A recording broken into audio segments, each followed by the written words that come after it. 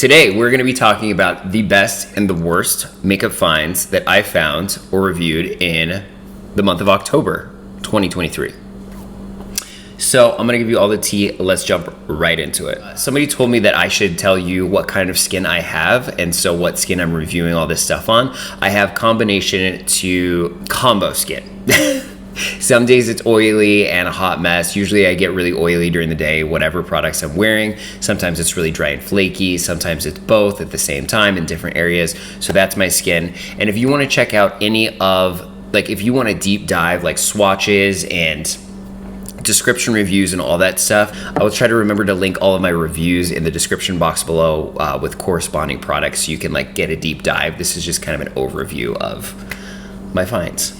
First and foremost, I want to give a little love to the Revlon Colorstay Skin Awaken Concealer. This bad boy I'm wearing today, I first reviewed this and I was like, I don't know if I like this, but I am back to loving this. It is so good. It is creamy, it is moisturizing, it is coveragey, it is natural looking, it doesn't crease. I am so into this. The only thing that I don't like is the sponge tip applicator. It gets really goopy and messy. But other than that, this is a knockout hit. And I love this. I wear the shade 50 and I don't know how much this is, but I'll put it on the screen. Okay, let's talk about another concealer that I'm really liking. The Revolution IRL Filter Finish Soft Matte Concealer. This I reviewed and it is so bomb. It says soft matte, but it's not really matte. It's really natural and it's not super heavy. I don't know if it's supposed to be full coverage or not, but it's not super heavy, but it just looks super nice on the skin. And it is it's not drying, but it sits a little bit matte, but not matte, crunchy matte. I really like this. The only thing that I don't like is that it freaks me out that I got this home and this was open. If you saw my review on this, I got it home. They only had this one bottle of my shade and I got it home and it was open and I'm like, am I gonna get some sort of skin infection? So that's the only hesitancy that I have with wearing this is is there bacteria in this bottle? So I should probably just go get a new one. And because I love this. I love wearing this. I feel so put together when I'm wearing this on days that I'm wearing this. So this is a really good one as well. Okay, let's talk about powders. I reviewed the Makeup Forever, the Ultra HD powder, and it is, I'm getting it everywhere.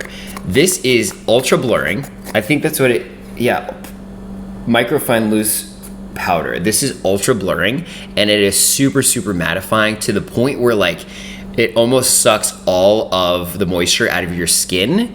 Not in a crunchy way, but it just feels tight. So I found that I kind of like this under the eyes. You have to be careful. Use a very small amount of this. All over the face, it's too much for me, and that's me with oily skin saying that this is too much for me. So a little bit goes a long way, and under the eye, it definitely brightens because it is white. You can see it in there.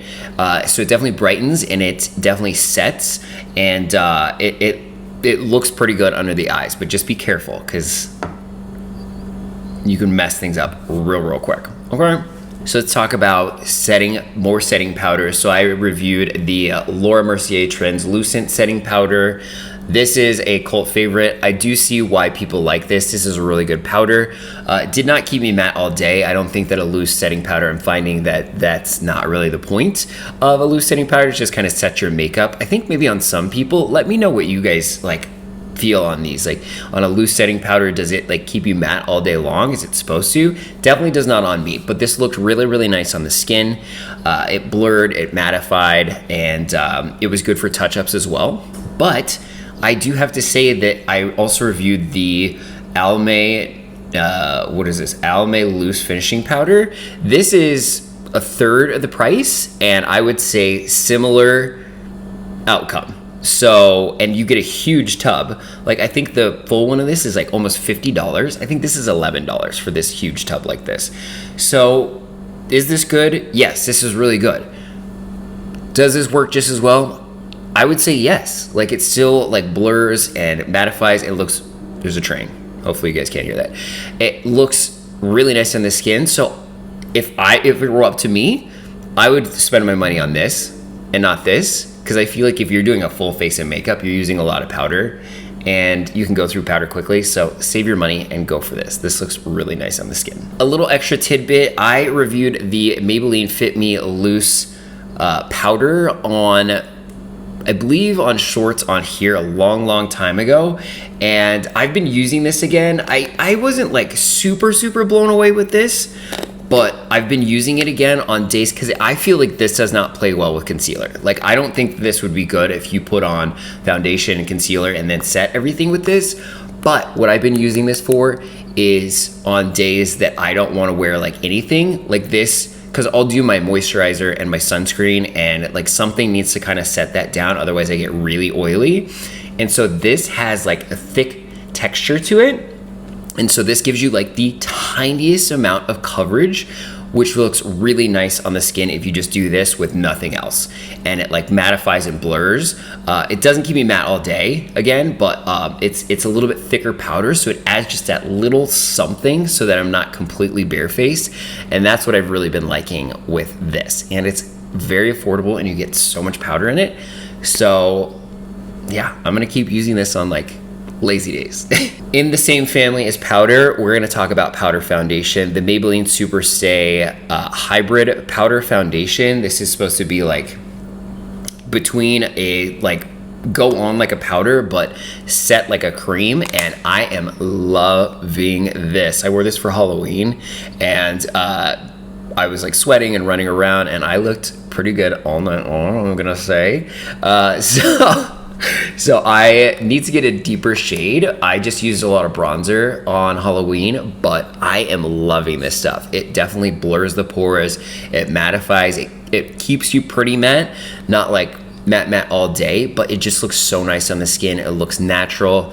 I don't find that it clings to like dry patches, and it just looks really smoothing. I can't say enough things about this. This stuff is really good. I need to get a couple more different shades because I'm into this, and it's affordable. Okay, one last little extra tidbit here. So the Winky Lux, I talked about this in another video. I'm not sure which video it was, but these are the matcha blotting sheets, and I am loving these. Like, they're super affordable. I'll put the price on the screen. I think it's like $4 or $5 for 100 sheets, and it really, like, I get oily through the day, like I've said that so many times during this video, but these definitely like help control, like I'll just blot a little bit and it definitely controls the oil, and it keeps controlling the oil. I think these do have talc on them, so if you're like really sensitive to talc, that might not work for you, but I think that's what works so well in these. I don't know, I'm not a chemist. But I just wanted to point these out, that I picked these up. I saw these at, I believe, Target, and I was just like, yeah, I need a blotting sheet because, yeah, I get oily. So pick these up. I'm really digging these, so I've been enjoying these as well. Okay, I think that wraps it up for everything that I reviewed in October. We covered some good stuff here. You know what I'm really finding is that I'm really enjoying drugstore stuff. Like, you really don't need to spend a lot of money to get good products that are gonna work. That's what I'm realizing myself. I've heard that before many times, but I'm finding that out myself. I mean, it's so cool to see, you know, the new products that are launching on the high-end stuff, but I'm sorry, I don't know about you guys, but I don't wanna be spending hundreds of dollars on makeup every month, especially like me reviewing all of it.